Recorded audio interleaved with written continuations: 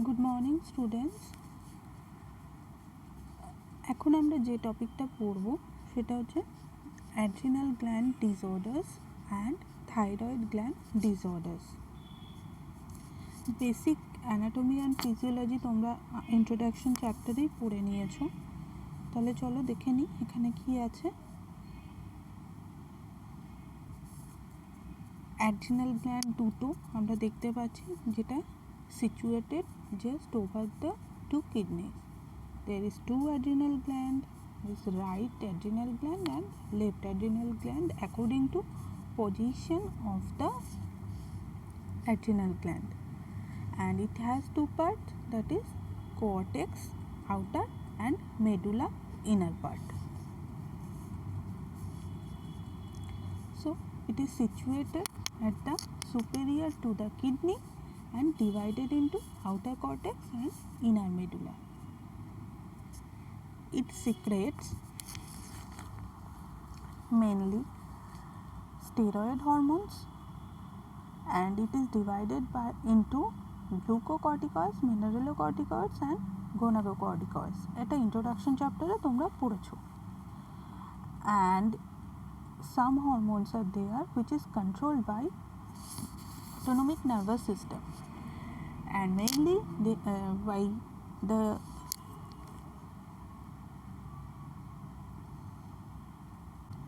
adrenal medulla. The hormones are epinephrine, that is adrenaline, and norepinephrine, that is noradrenaline.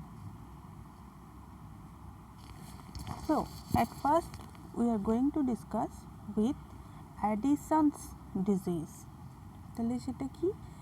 inadequate secretion of ACTH, এটা ফুল ফর্মটা লেখো। from pituitary gland results adrenal insufficiency, মানে adrenal insufficiency এর জন্য inadequate secretion of ACTH হচ্ছে কোথায়? from pituitary gland, যার ফলে adrenal insufficiency হচ্ছে। ক্লিয়ার হলো না তো? এটাকে মানে হরমোনটা সিক্রেশনের জন্য আমাদের কিছু স্টিমুলেটিং হরমোন থাকে। তাহলে যদি স্টিমুলেটিং হরমোন কম হয় তাহলে সিক্রেশনও কম হবে, জাস্ট সেটাই। তো যদি অ্যাসিটিএইচ পিটিউটারি অ্যাসিটিএইচ থেকে ইনঅ্যাডিকুয়েট সিক্রেশন হয় তাহলে অ্যাড্রিনালও কম করে সিক্রেশন করবে। ওকে, next, primary adrenal insufficiency results from idiopathic atrophy or destruction of adrenal glands by autoimmune process. তো যদি কোনো কারণে এই ইনসাফিসিয়েন্সি হয় তাহলে সেটা কি হবে? অ্যাড্রিনাল গ্ল্যান্ডের ডিস্ট্রাকশন বা ও ফাংশন করতে পারবে না, তার ফলে আমার হাইপোসিক্রেশন বা ডেফিসিট দেখা যাবে হরমোনের। তাহলে এটা কেন হলো? কজগুলো বা রিস্ক ফ্যাক্টরগুলো কী? টিউবারকিউলোসিস, এটা একটা ইনফেকশন যেটা লাংসকে অ্যাফেক্ট করে। এছাড়া কি cancer of the parts of the body can spread and destroy the adrenals. Rare hereditary conditions, adrenalectomy and autoimmune diseases. তাহলে এবার দেখে নিই যে এটা যদি হয় অ্যাডিসনস ডিজিজ তাহলে কী কী ম্যানিফেস্টেশন আমাদের হতে পারে। General weakness and becoming easily tired, darkened areas of skin, মানে pigmentation of the skin. Blood pressure is low and falls further when you stand, which can make you dizzy, যেটাকে আমরা orthostatic hypotension বলি। being of your food and weight loss, মানে food যত কম খেতে শুরু করা হয় বা ফুড কনজিউম কম করছে তাহলে কি ওয়েট লস হবে। এছাড়া পেশেন্ট সিক ফিল করে, বমি হতে পারে, অ্যাবডোমিনাল পেন হতে পারে। ডায়রিয়া বা constipation, cramping pain in muscles, craving for salt or salty food and drinks, আর menstrual period in women may become irregular or stop. Diagnostic test, কী ডায়াগনস্টিক টেস্ট করলে আমরা বুঝতে পারবো? তাহলে serum electrolyte level, blood glucose level, complete blood count, X-ray studies, computed tomography and MRI, আর hormonal study, যেটা এখানে লেখা নেই। ট্রিটমেন্ট, কর্টিজল রিপ্লেসমেন্ট থেরাপি, যেহেতু এখানে আমার হরমোনাল ডেফিসিট ঘটছে, তাই জন্য আমাকে হরমোনাল রিপ্লেসমেন্ট থেরাপি করতে হবে। তাহলে এখানে মেনলি ইউজ করা হচ্ছে কর্টিজলকে। তাহলে আমরা হসপিটাল সাপ্লাই কী পাই? Hydrocortisone. Hydrocortisone 15 to 20 mg per day. সাধারণত এই 15 to 20 mg ডোজটাকে 2 থেকে 3টে ডোজে ভাগ করে করে দেওয়া হয়। এবার ভাগটা কেমন হয়? মর্নিংয়ে ম্যাক্সিমাম ডোজ, ইভিনিংয়ে রেস্ট অফ দ্য ডোজ। যদি আমরা এক্সাম্পল হিসেবে ধরে নিই কেউ 25 mg ডোজ থাকে কারো, তাহলে 15 mg in the morning and 10 mg in the early evening. Replacing aldosterone, সেক্ষেত্রে ফ্লুড্রোকর্টিসন অ্যালডোস্টেরনের সাবস্টিটিউট হিসেবে ইউজ করা হয়। এই কী করে? এই ব্লাড প্রেশার আর ব্লাডে সোডিয়াম লেভেলটা মেনটেন করে। অ্যাডিসোনিয়ান ক্রাইসিস, তাহলে এটা একটা মেডিকেল এমার্জেন্সি যেখানে হাইড্রোকর্টিসনকে মানে ফ্লুইডের সাথে মিশিয়ে ড্রিপ হিসেবে চালানো হয় to maintain the blood pressure. অনেক সময় এটা করার জন্য, যেহেতু ইমার্জেন্সি কন্ডিশন, ইন্টেন্সিভ ইউনিটে পেশেন্টকে রাখার দরকার হয়ে পড়ে, আর হাইড্রোকর্টিসন কন্টিনিউ করা হয়। নেক্সট আসে কুশিংস সিনড্রোম। কুশিংস সিনড্রোম হচ্ছে একটা সিনড্রোম যখন শরীরে গ্লুকোকর্টিকয়েডসের লেভেল খুব বেশি পরিমাণে বেড়ে যায়। আমরা অ্যাডিকশনস কী পড়লাম? হাইপোসিক্রেশনের জন্য। কুশিংস কী হচ্ছে? তাহলে হাইপার সিক্রেশন। তাহলে কি? Too much glucocorticoids can ochre from an exogenous or endogenous source. Okay. Etiology, adrenal hyperplasia, অ্যাডিশনসে ভাবো ইনসাফিসিয়েন্সি ছিল। Next, benign tumour of adrenal gland. তোমরা নিশ্চয়ই এখন ডিফারেন্সিয়েট করতে শিখেছো what is benign, what is malignant. Malignant tumour of adrenal gland, তাহলে যে কোনো কারণে আমার অ্যাড্রিনাল হাইপারপ্লাসিয়া যত হবে, তাহলে তার সিক্রেশন তত বেশি হবে। সাইন অ্যান্ড সিমটম, ছবিগুলো দেখেও কিছু গেস করতে পারছো। First, obesity. Next, facial puffiness, দেখো গালফোলা গোবিন্দর মার মতো দেখতে লাগছে। And the face often looks redder than usual. Diabetes মানে increase blood sugar level, facial hair in women, high blood pressure, muscle weakness,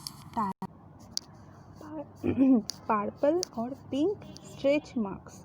তোমরা এটা দেখে বুঝতেও পারছো, অনেক সময় দেখবে প্রেগনেন্ট মহিলাদের পেটে এই মার্কটা আমরা দেখতে পাই। এছাড়া অনেক ইয়াং লেডি যারা সাডেনলি ফ্যাটি হয়ে গেছে, তাদেরও কিন্তু এই স্ট্রেচ মার্কটা দেখা যায়।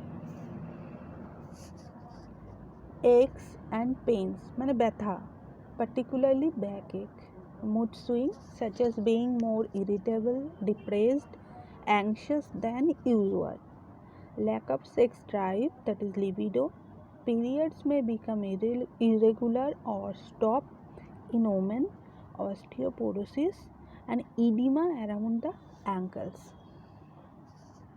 ছবিটা ভিডিও পজ করে ছবিটা একটু দেখে নাও। মোটামুটি সবগুলোই আমরা সাইন সিমটম বলেছি, কিন্তু এভাবে যদি তোমাদের কুশিং সিনড্রোমটা একটা শর্ট নোট আসে 5 নম্বরে, যদি ছবিটাও এঁকে দিতে পারো সাইন সিমটমের জায়গায় মেন পয়েন্টগুলো, তাহলেও কিন্তু খুব সুন্দর মার্কস পাওয়া যায়।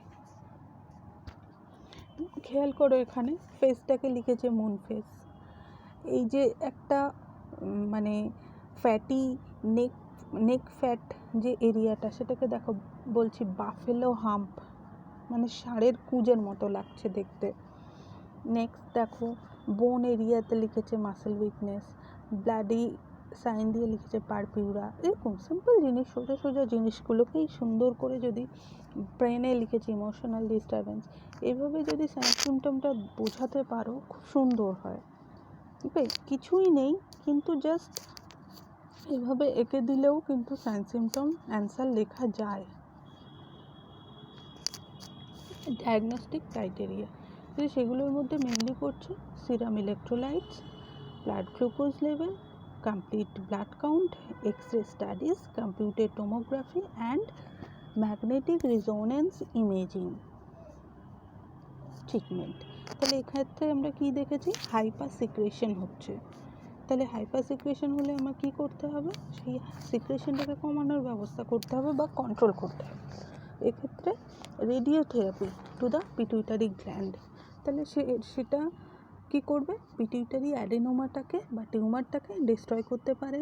এছাড়া কিছু মেডিসিন দেওয়া যেতে পারে আর হরমোন রিপ্লেসমেন্ট থেরাপি, যার ফলে এই কুশিং সিনড্রোমটাকে আমরা একটু কন্ট্রোল করতে পারবো।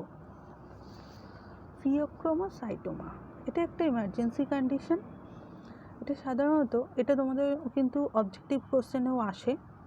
ফিওক্রোমোসাইটোমা হচ্ছে ক্যাটেকোলামাইন সিক্রেটিং টিউমার, যেটা একমাত্র অ্যাড্রিনাল মেডুলাতে দেখা যায়।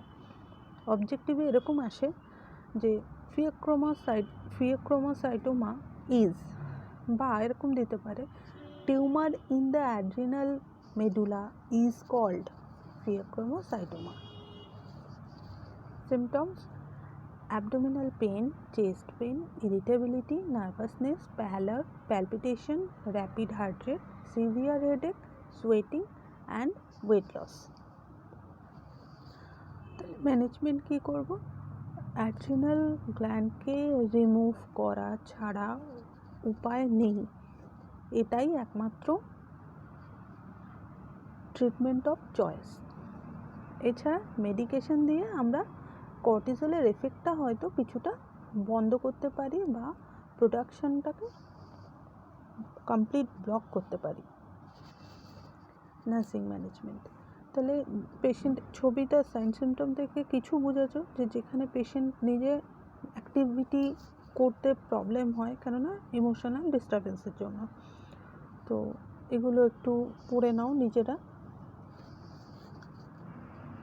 তাহলে আমরা কি দেখলাম যে ট্রিটমেন্ট বলতে removing the tumour with surgery, blood pressure stabilisation with the medication before surgery and after surgery also, close monitoring of vital signs, intensive care unit is mandatory after surgery, radiation therapy and chemotherapy have not been effective in curing this condition of tumor. তাহলে কি radiation therapy and chemotherapy ততটা effective নয় যতটা surgery করে আমি পেশেন্টটাকে help করতে পারবো। Next adrenal dysfunction, তাহলে সেক্ষেত্রে কি জাস্ট এই যে এতক্ষণ যে টপিকগুলো আমরা পড়লাম সেটারই একটা ছোট্ট একটা স্লাইড। তাহলে ইন শর্ট যদি আমি বলতে চাই যে ইনক্রিজ অ্যাড্রিনাল ডিসফাংশন, সেক্ষেত্রে কী হবে, Cushing's syndrome, that is high cortisol level, hyperaldosteronism, high aldosterone, pheochromocytoma, high catecholamine. Thank you. So the next topic is thyroid gland. It is a butterfly shaped endocrine gland located in the lower front of the neck, which is secreted into the blood and then carried to every tissue in the body.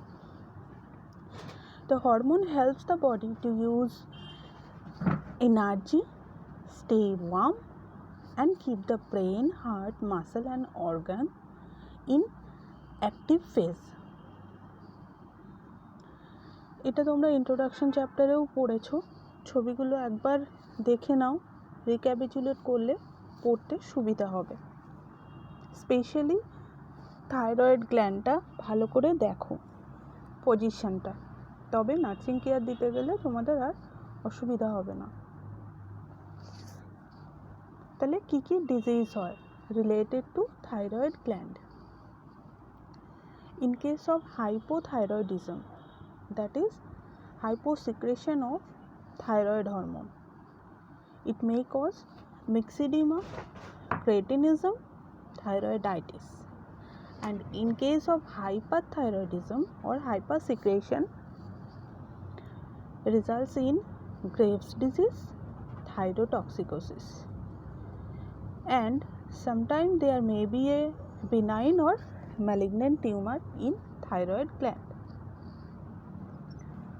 So, hypothyroidism is the reduced circulating level of T3 and T4 in the blood. Abnormally low activity of the thyroid gland may cause hypothyroidism, which results in retardation of growth and mental development in children and adults. তাহলে কী কী কারণে হতে পারে বা what are the causes of hypothyroidism? Primary causes are dietary iodide and iodine deficiency, autoimmune disease like Hashimoto's thyroiditis, কিছু drugs আছে যেমন অ্যামিওডারন, lithium,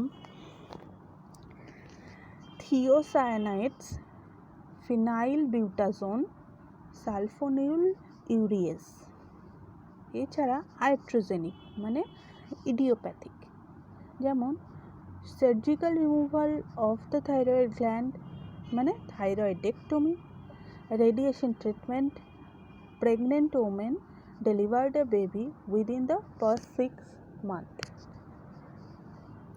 Secondary causes are pituitary gland distraction that leads to hyposecretion, isolated thyroid stimulating hormone deficiency, bexarotene that is anti-cancerous treatment, hypothalamic disorders. And the other causes are medication like administration of lithium, genetic dysfunction, previous thyroid surgery, treatment of hyperthyroidism, radiation therapy, damage of the pituitary gland, and autoimmune thyroid diseases. Hypothyroidism সাধারণত 3টি ফর্মে আমরা দেখতে পাই: myxedema, cretinism and thyroiditis. Sign symptom বলতে আমরা কি কি দেখতে পাই, ছবিটা মনে রাখো তাহলেও অনেকটা তোমাদের সুবিধা হবে। যেমন পেটিক হাইপোসিক্রেশন, তাহলে কি হতে পারে মাথায় রাখো, জাস্ট অপোজিট কিন্তু হাইপারথাইরয়েডিজম। তাহলে fatigue, increased sensitivity to cold, এদের সবসময় ঠান্ডা লাগে, constipation, dry skin, weight gain, puffy face, hoarseness, muscle weakness, elevated blood cholesterol level, muscle ache, tiredness, stiffness, pain, swelling on joint, heavier than normal or irregular menstrual periods in females, thinning hair, slowed heart rate, depression and impaired memory. Investigation, history and physical examination করলে আমরা অনেক characteristic থেকে বুঝতে পারবো, অন্তত separate করতে পারবো কিছু ডিজিজকে, মানে অল্টারনেটিভ ডায়াগনোসিস করতে পারবো। Next, serum T3 T4 level. আচ্ছা, T3 T4 আর TSH এর ফুল ফর্মটা একটু লিখে ফেলো। সিরাম কোলেস্টেরল আর TRH স্টিমুলেশন টেস্ট, এটারও ফুল ফর্মটা লেখো। ট্রিটমেন্ট, তাহলে যেহেতু হাইপোসিক্রেশন মানে শরীরে কম থাইরয়েড হরমোন, তাহলে কি আমাকে রিপ্লেস করতে হবে, তাহলে thyroid hormone replacement therapy. Example levothyroxine, তোমরা ওয়ার্ডে বা অনেকের বাড়িতেও দেখবে সকালবেলা খালি পেটে থাইরয়েডের মেডিসিন খায়, তাহলে দেখো এই নামটা এটাই হসপিটাল সাপ্লাই বা ম্যাক্সিমাম পেশেন্ট ইউজ করে। Monitor thyroid hormone level and adjusted doses, nutritional therapy to promote weight loss. Nursing management, এটা তোমরা লিখবে 5 মিনিট টাইম। কোন বই থেকে লিখছো আমাকে প্লিজ সেটা রেফারেন্স লিখে দেবে। এবার আসি হাইপার থাইরয়েডিজম। দেখো নর্মাল থাইরয়েডের পিকচার আর হাইপার থাইরয়েডের পিকচার। নর্মাল ফেস, হাইপার থাইরয়েডিজমের ফেস। অন্তত ছবিটা মনে রাখলেও কিছুটা লিখতে পারবে। তোমাদের কিন্তু শর্ট নোট আসে, difference between hypo and hyperthyroidism note আসে, care of a patient with thyroidectomy operation, এটাও তোমাদের লং কোশ্চেনেও আসে। তাহলে etiology, ectopic thyroid disease, Graves disease, multinodular disease, thyroid adenoma, subacute thyroiditis, ingestion of thyroid hormone, pituitary diseases, ingestion of food containing thyroid hormone and genetic factors. Manifestation, এবার ওই ছবিটা আবার ভাবো, একটা হাইপোথাইরয়েড পেশেন্টের ছবি আর একটা হাইপার থাইরয়েড পেশেন্টের ছবি, দুটোই ছিল। Symptoms and the severity depends on duration and extent of thyroid hormone excess and the age of the individual. মানে কতদিন ধরে তার হাইপার থাইরয়েডিজম চলছে সেটার উপর ডিপেন্ড করে সিভিয়ারিটি বোঝা যায়। Nervousness and irritability, palpitation and tachycardia, heat intolerance or increase sweating, tremor, weight loss or weight gain, increase in appetite, frequent bowel movement or diarrhea, lower extremity swelling, sudden paralysis, shortness of breath with exertion, decreased menstrual flow, impaired fertility, sleep disturbances, that is insomnia. মোটামুটি দেখো এটা hyper থাইরয়েডিজমের sign symptom এতক্ষণ যেগুলো আমরা পড়েছি সেগুলোরই একটা ছোট্ট করে সুন্দর ম্যানিফেস্টেশনের ছবি। তোমরা চাইলে ভিডিওটা পজ করেও দেখতে পারো বা লিখে নিতে পারো, বইতেও আছে সব, বইটা একটু মিলিয়ে নাও তাহলেই হবে। ইনভেস্টিগেশন, তাহলে history and physical examination is must. Ophthalmic examination, ECG কি দেখতে পাবো, atrial tachycardia, thyroid function test, তার মধ্যে T3 and T4 specially, TRH stimulation test, radioactive iodine uptake test, thyroid scan.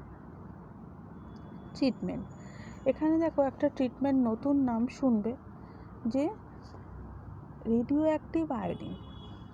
এই ট্যাবলেটটা মুখে খাইয়ে দেওয়া হয়, তাহলে এই ট্যাবলেটটা থাইরয়েড গ্ল্যান্ডের কাছে গিয়ে অ্যাবজর্বড হবে, হয়ে গ্ল্যান্ডটাকে শ্রিঙ্ক করতে, মানে যে ইডিমেটাস বা সোয়েলিং বা যে এনলার্জ করেছিল সেই এনলার্জমেন্টটাকে কমিয়ে দেবে, বা কমিয়ে দেওয়ার ফলে সিমটমগুলো আস্তে আস্তে সাবসাইড করবে। এটা হতে 3 থেকে 6 মাস সময় লাগে। দেখো কিভাবে কাজ করছে।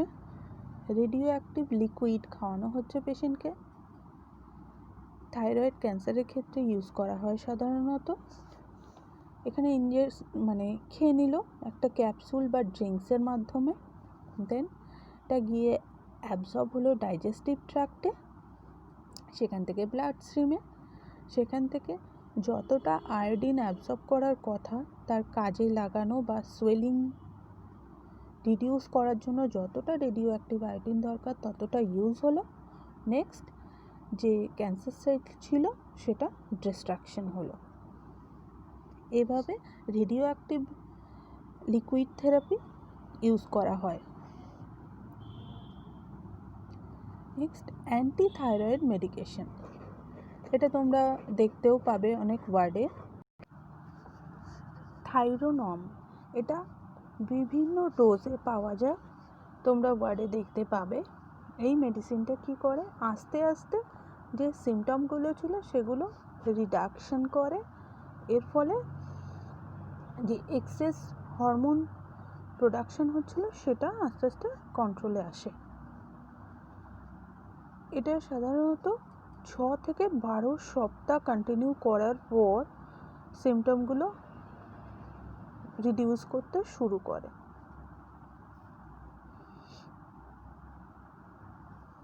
বিটা ব্লকার, তাহলে বিটা ব্লকার সাধারণত আমরা জানি অ্যান্টি হাইপারটেনসিভ ড্রাগ, কিন্তু এক্ষেত্রে ইউজ করা হয় কেন, ট্যাকিকার্ডিয়া প্রিভেন্ট করার জন্য বা প্যালপিটেশন রিডাকশনের জন্য।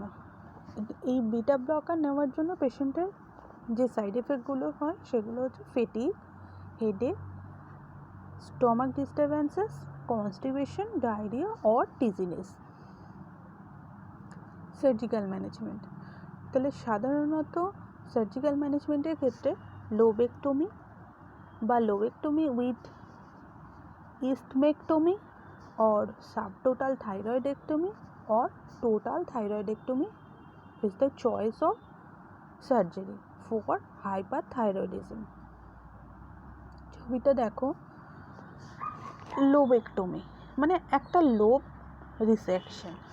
নেক্সট সাবটোটাল থাইরয়েডেক্টমি, দেখো সাবটোটাল, টোটাল করেনি কিছুটা, এটা মিন্স টোটাল থাইরয়েডেক্টমি, যখন টোটাল গ্ল্যান্ডটাই থাইরয়েড গ্ল্যান্ডটাকেই রিমুভ করে দেওয়া হয়। তাহলে নার্সিং ম্যানেজমেন্টের মধ্যে ডায়েট থেরাপি মেইনলি, সেখানে হাই ক্যালোরি ডায়েট। একটা টাস্ক লেখো, আমাদের রেগুলার ক্যালোরি রিকোয়ারমেন্ট কত as a male, as a female, আর রেগুলার প্রোটিন রিকোয়ারমেন্ট কত, এগুলো তোমরা ভিডিও পড়ে নিও।